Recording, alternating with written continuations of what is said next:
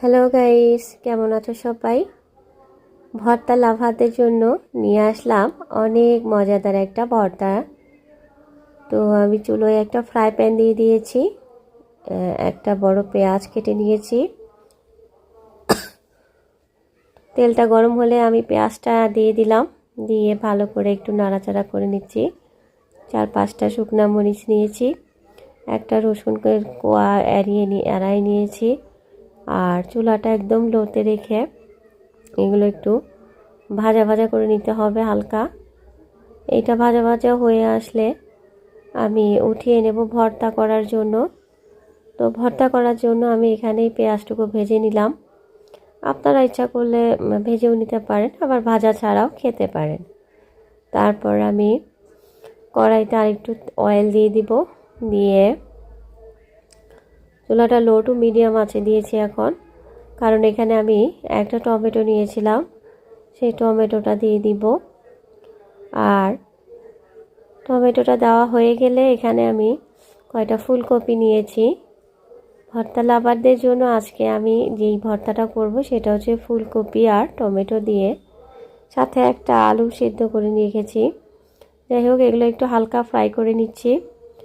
আসলে এই ভর্তাটা এতই সুস্বাদু আর অথেন্টিক, আমি তো প্রথমে ভেবেছিলাম এই ভর্তাটা করার পর মনে হয় খেতে ভালো লাগবে না, কিন্তু এত স্বাদ যে এই ভর্তা দিয়েই অনায়াসে 1 প্লেট 1.5 প্লেট ভাত আপনারা খেয়ে নিতে পারবেন।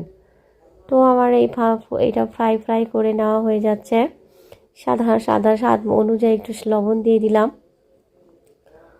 ফ্রাই হওয়ার জন্য একটু উল্টে পাল্টে ভালো করে নাড়াচাড়া করে দিচ্ছি, যেন সব দিক দিয়ে সুন্দর করে ফ্রাইটা একটু পোড়া পোড়া হালকা হয়ে আসে।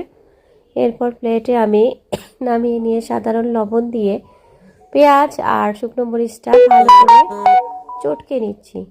চটকা হয়ে আসলে এখানে আমি যে সেদ্ধ করা যে ফুলকপি আর টমেটোটা রেখেছিলাম সেটা নিয়ে নিচ্ছি। তারপর এগুলো একটু ভালো করে চটকে নিতে হবে। চটকে নিয়ে, গরম তো একটু ভাব লাগছে, যাই হোক এখন আমার এগুলো চটকে নিচ্ছি। আর আঠালো হওয়ার জন্য একটা আলু সেদ্ধ করে রেখেছিলাম, সেটাও অ্যাড করে দিলাম। তো ফুলকপি দিয়ে, আলু দিয়ে, টমেটো দিয়ে মাখিয়ে নিয়ে সুন্দর করে পেঁয়াজ মরিচগুলো দিয়ে আর একটু কাঁচা পেঁয়াজও দিলাম, ধনিয়া পাতা মিশিয়ে নিয়ে সুন্দর করে একটা ভর্তা তৈরি করে নিচ্ছি। তো এই সময় ফুলকপি যেহেতু এখন সিজন, তোমরা অবশ্যই বাসায় সুন্দর করে এই ভর্তাটা ট্রাই করবে। খুবই সুস্বাদু একটা খাবার, আর গরম গরম ভাতের সাথে তো কথাই নেই। তো ভালো থেকো বন্ধু।